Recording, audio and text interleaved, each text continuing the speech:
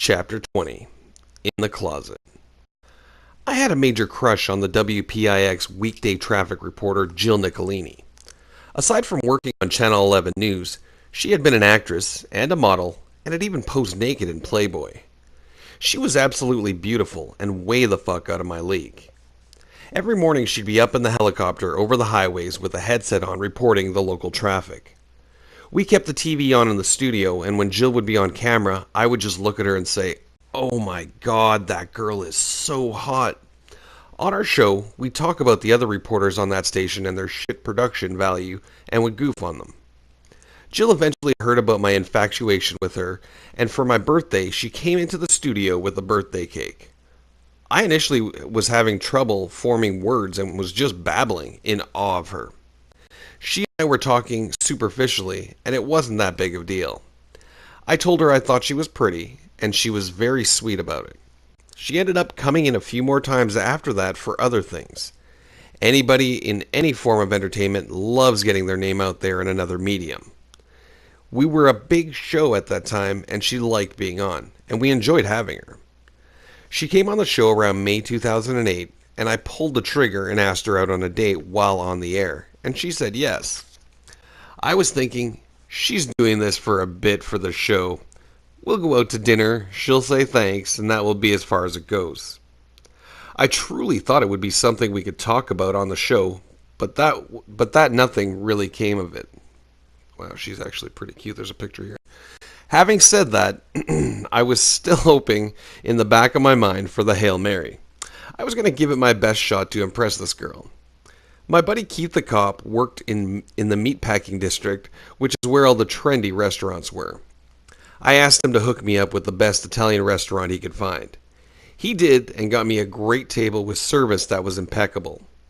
They just kept filling our wine glasses and the food was amazing. They were treating us like we were their only patrons. I noticed there was something going on between Jill and me, and it was more than just a girl trying to get publicity.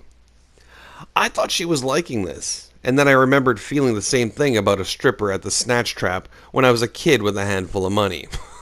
Holy fuck. I knew it was the stripper's job, but I thought she liked me. Then I realized the reality after my money ran out and this broad started dry humping my brother. So on this date with Jill, I was constantly on my guard, thinking she couldn't possibly be enjoying it as much as I was. We finished dinner and were already a couple of bottles of wine in. We were buzzed and went to a bar to hang out. My ideal recipe for a great evening. We really started opening up and talking about everything. She actually had my same sense of humor, and we were clicking. I was making her laugh, and at some point it turned. We immediately went from this weird show setup date to a real date. We started rubbing each other's hands and kissing. Then we went back to her apartment in Long Island City, which is a hop, skip, and a jump from the bridge. Jill invited me in, and she had a beautiful place. We sat on her couch watching something on TV. I couldn't tell you what because I was completely preoccupied at this time. I'd made it this far. I felt like I was a soldier at Normandy. When I got off the landing craft, I immediately thought I was just going to get shot in the head, and it was going to be over. I resigned myself to being dead. The further I worked myself up the beach, I gave myself a chance, thinking, I might just make it. I just stumped a German machine gun nest, and I have one more move to take the bunker. I'm fucking right there. We were kissing on the couch and ended up in her bedroom. I think it was under the guise of, we've been drinking, it's late, and we'll sleep it off here. My mindset was, I'm going for that bunker. We started making out, and I was ready to get to business. She was like, I don't know, this is kind of quick. I was thinking, God damn it, I just saw one of those German hand grenades flying at me. I actually reverted into Antolini Cumia at the tender age of 15 years old. This was one of those situations in which the best strategy is to take exactly what you did when a girl said the same thing when you were in high school. I actually said, can I just put in the tip?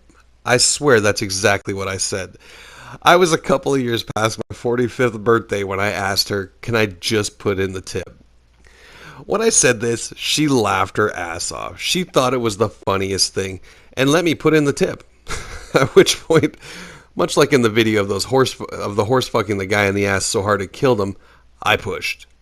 The tip turned into balls deep in 2 seconds. There's no just the tip. Everybody knows that. We both consensually realized this was happening, and we had a great night. We woke up the next day and she looked at me and laughingly said, "Just the tip?" Meanwhile, I was in the apartment of the girl I'd been gawking at on TV and just had sex with. We were lying in bed together and I realized you can never tell where anything is going in life. There was no way a week prior I could have possibly dreamed of this, but there I was. I decided there was no way I was making it into work. I called into the show when they were live and said, "We're still on our date." Jill was laughing in the background. Opie actually got pissy with me that I took the day off. The whole build-up to it and the fact that I didn't come into work was because we spent the night together. And this was the best scenario for our listeners. It was fucking classic, and this was lost on Opie. I'd be in the next day and we could talk about it then. All they were talking about was why I wasn't there. The fans were losing their minds. He's not there. He's still with Jill Nicolini. He's banging the traffic girl. He did it. We spent that day taking her cat to the vet to get fixed. I just listened to this. The cat was just giving her this look like, "Sure, you get laid all night and you're taking my ovaries out?" So I was in the examination room with Jill, the cat, and the vet. The doctor was explaining how he was going to do the procedure and where he would be making the incision. Jill was completely engaged in the conversation. White, ready. I can't watch shit like that and not be nauseous thinking about it. I was trying to be cool and excuse myself with, "I'm going outside to smoke a cigarette." I hadn't smoked for years, but had to get the hell out of there without blowing my cover for being such a pussy. I then went outside in front of the place with my head between my knees, trying to get blood back into my head. I felt a hand on my shoulder, and it was her. Okay, I was going to fucking faint. I'm such a faggot, I confessed. We then went wine shopping. We did shit most couples do months into a relationship, even though we had been with each other only less than 24 hours.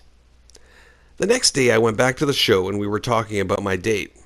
Jimmy said, "Do you love her?" I replied, "I think I love this girl." It was crazy, but I really felt something for her and was caught up in this whirlwind romance, which ended up lasting an entire summer. Jill was pushing 30 and talking a lot about kids. I was constantly meeting members of her family who were wonderful, by the way. As we were going through the summer, I started getting an inkling that she wanted a lot more than being just boyfriend and girlfriend. I went out with her on a few of her appearances she made known as a known TV personality. We once went to a country club for a charity event. She was walking around in this gown and was just stunning. Guys were drooling over her, and here was this lump of shit shock jock with his arm around her. I was the scourge of society. I had people fucking in church. We threw cherries and whipped cream in girls' assholes, and I was with the belle of the ball, to whom everyone wanted to ball. I was despised by everyone at every appearance I ever made with her. I was this piece of shit, and she was America's little sweetheart. All right, we get it. I felt awkward and uncomfortable. Jill actually got a kick out of it and thought it was hilarious. As time went by, I started thinking I didn't want to get serious. I truly thought I loved her, which is so funny looking back now. Then came the straw that broke the camel's back. A girl from Halifax, Canada, came down to New York. I had known her previously and we'd had a fling a few years prior. This girl was really an incredible lay.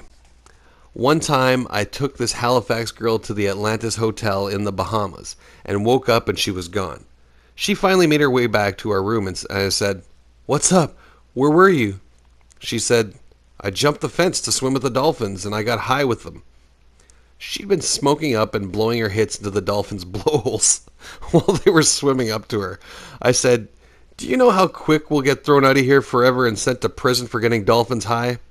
This broad was no Jane Goodall. Then it was the end of August and I always had a Labor Day pool party at my house. Jill wanted to take charge of the party planning. She was determined to make this into a Jill and Anthony party. She actually had cardboard cutouts of her and me with our arms around each other to put in the backyard. The Canadian girl was cordially invited to the party. My instincts are not good when it comes to wanting to cheat. I'm the worst at it and always get busted. I wanted to hang out with the Canadian girl, and the two of us were in the jacuzzi together. There were a lot of bubbles, with the opportunity to covertly do some touchy-feely underwater action. With the Canadian sitting next to me, I was sure that Jill's radar was turned into what was going on, and she was super suspicious. Jill gave me this look, and I knew she was pissed. I realized I could squash this problem by simply getting out of the jacuzzi and rejoining the party. Or I could just blow off our whole relationship and be with the Canadian girl. I decided to be on the latter. Jill was fuming. She left the party and drove away in my Escalade. I didn't care. I ended up in my bedroom with the Canadian getting some of that sweet poontang. The Canadian girl and I were in bed, and I heard the Escalade pull into the driveway. I hadn't even thought of this scenario, and now there was no escape. I told the girl, "Get in the closet." This naked girl from Halifax grabbed some clothes and ran for shelter. I have two big walk-in closets in the hallway that leads to the bathroom, and she went in the one to the left. Jill now entered the house and made her way up to the bedroom. I was in bed and nervously said, "Hey, how you doing?"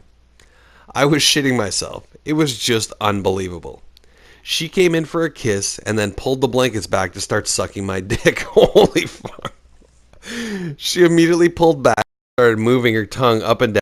She was doing a taste test. She suspiciously asked, "What's that?" "That's someone else." I quickly responded, "No, it isn't. I don't know what you're talking about. Come on, this is crazy. This is insane." She started looking around the room and headed right for the closets. She opened the door to the right, looked around, and then came back to bed.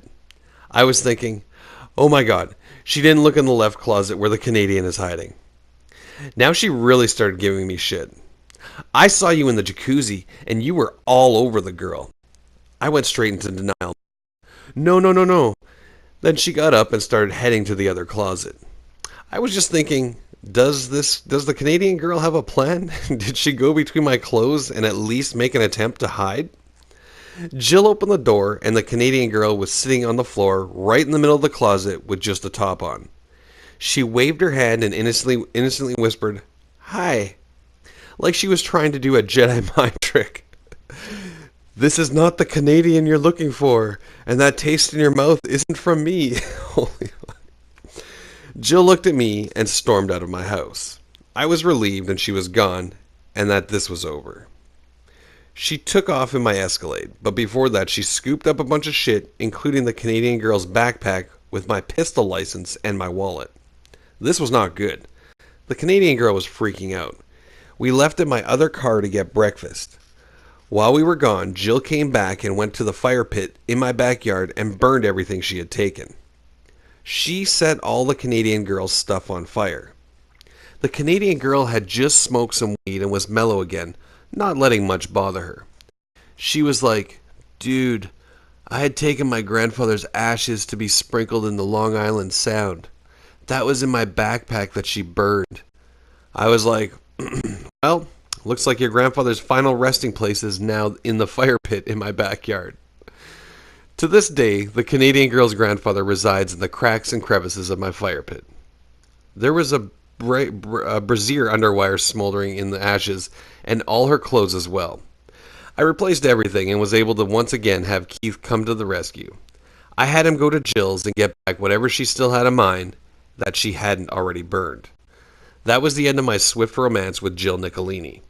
It was 0 to 100 in 3 seconds. It was an amazing 3 months. I ran into her at some broadcasting functions a few years later, and she gave me some shit, but we ended up laughing just as we had started. The storied romance of Antolini played out like a marriage of 50 years in the span of 3 months. Chapter 21. Is You or Is You Ain't My Baby? After I broke up with Melinda and Jill, I decided I wasn't going to be the typical boyfriend again. Of course, if you're going to have sex with women, you have to put in some time. Going out on dates, watching movies together, and they instantly deduce that you're their boyfriend. I didn't want to tell them this because it would mess up any chance I had of getting laid. It was just so confusing. I think the last girl who was subjected to that kind of bullshit Anthony mentality was the model Melissa Stretton. She was a fan of the show and lived out in California. Melissa messaged me on Facebook, and again with my great self-confidence I was thinking, what kind of scam is this? She was too good looking, I thought. This must be a really well done catfish. I went through her social media, and it had everything with all kinds of pictures of her working as a model. One part of me was saying, maybe it's not someone catfishing me and it's legitimately Melissa. I was willing to make a complete asshole out of myself in order to have a shot at this. I messaged her back and she gave me her phone number. It was the real deal. Here was this hot model and she wanted to hang out with me on a date. She was coming to New York City and I was just flabbergasted. I once again turned to Keith, asking him to get me a reservation at the best available restaurant in the city, and he did. We went to dinner, and a lot of the same things that happened with Jill happened with Melissa. We instantly hit it off. I really dug this girl, and she was stunningly beautiful. If memory serves me right, we had sex the first night in a hotel in Manhattan. We had a great time, and then came the continual phone calls asking, "What are you doing? Where do you want to go?" I was now feeling obligated and tied to this person. I needed to explain to her what I was doing, where I was, and when I was going to see her next. I was everything I didn't want. It was everything I didn't want. But it was too late, because now she was my girlfriend. I did not stop looking for other girls. I was at SiriusXM and had Pal Talk up. Every day I would look at all the girls on the video feed and try to pick up one. I'd start texting them my intentions and try to hook up. I would see that Melissa would also be on Pal Talk. She'd be lying in bed with the camera on her and she'd be looking at me. Now I was looking at her along with 9 other girls on the screen whom I wanted to talk to and look at. Some of these chicks were naked and playing with themselves. I knew Melissa was looking at me, and if I wasn't looking directly at her, she would know that I was looking at other girls. It was quite the conundrum. I tried looking at these other nude girls with a serious face like I was typing. It was as if I weren't even looking at Pal Talk, as if I were doing some serious work with my serious face. I was watching this girl fingering herself in bed while I was pretending to be improving my typing speed. I didn't want Melissa to know. I was never monogamous with her. I was constantly on the hunt for vagina, and I found it. Melissa was always suspicious. One time, we were at the Parker Meridian Hotel and ready to go out for a night in the city. I went to take a shower, and it didn't even occur to me that I had left my cell phone in the room. I also don't turn off the beginnings of text messages. When I received a text, it makes a buzzing noise, then displays the beginning of that text. Uh-oh. It shows who it's from and a sentence or two. This time I got a text from a girl, and it was something like, "I can't wait until we can, ... The rest of that sentence certainly wasn't, "Discuss your stock options with our hedge fund." It was obviously, "Until we can have some sex." I was in the shower innocently partaking in my evening ablutions? I don't know that word. When Melissa started screaming, "You motherfucker!" I couldn't quite hear what she was saying. I then opened the door and actually said, "What, baby?" I then clearly heard her say, "You motherfucker." All of a sudden, the phone came flying in, hitting me directly on the side of my head. The phone made its way to the bottom of the shower by the drain. It was now a soaking wet, dead iPhone. My head hurt, and I was being yelled at by my girlfriend, who really wasn't my girlfriend. I did the first thing every guy does and pleaded innocent. "What? I don't even know what you're talking about." Meanwhile, I knew exactly what the fuck she was talking about. You don't have to be Columbo to put the evidence together. Girl throws phone at your head and says, "Fuck you." I wonder. That ruined the night. We kind of brought things back together after that, but she never trusted me again. She knew I was constantly carousing, and she was too. When she'd take trips back home to California, God knows what she was doing there. I didn't give a shit. At that point, I didn't care about our relationship. I was like, if you're around, we'll hang out. If not, whatever. I don't want to hear stories about mega dong black cock in you while you're in California. That said, I don't really care what you do. That wasn't good for her. She moved back to California and hooked up with James Gunn, who was the writer, producer, and director for the blockbuster hit movie Guardians of the Galaxy. Yeah, I've heard of that guy. He had also written the film Dawn of the Dead, which I thought was hilarious. When I heard she was now dating James Gunn, I was like, oh fuck, he's a lot more successful than I am. This was well before Guardians of the Galaxy, which put him way over the top. He moved Melissa and himself to London, England, to write the movie. She was putting shit up on Facebook and Instagram like, this is the dog that inspired him for the character Rocket. Right before he was ready to submit to the last version of the screenplay and started filming, he told her to take a plane back to LA. The guy ended up being one of the most successful Marvel writers ever, and there was poor Melissa once again shoved back to LA to model at 30 plus years age. I really wish the best for her. Every once in a while on a cold day, I can still see the imprint of the iPhone on the side of my head. After Melissa, I made a concerted effort to start telling girls right away that we were not going to be boyfriend and girlfriend. We could hang out and have a great time without any obligation to each other. In the beginning it was, of course, thank God you said that. That's exactly what I want. I'd always reply, this is awesome, good, glad we understand each other. Then, because I was nice and did the dinners along with the fun, cool nights of hanging out and making jokes, next thing I knew, we were a fucking couple. What happened? I thought we were cool, just keeping this casual. They'd start crying. I have feelings for you, it just happened. Then we'd end up becoming boyfriend and girlfriend because nothing else works and the system is insane. I still can't figure it out.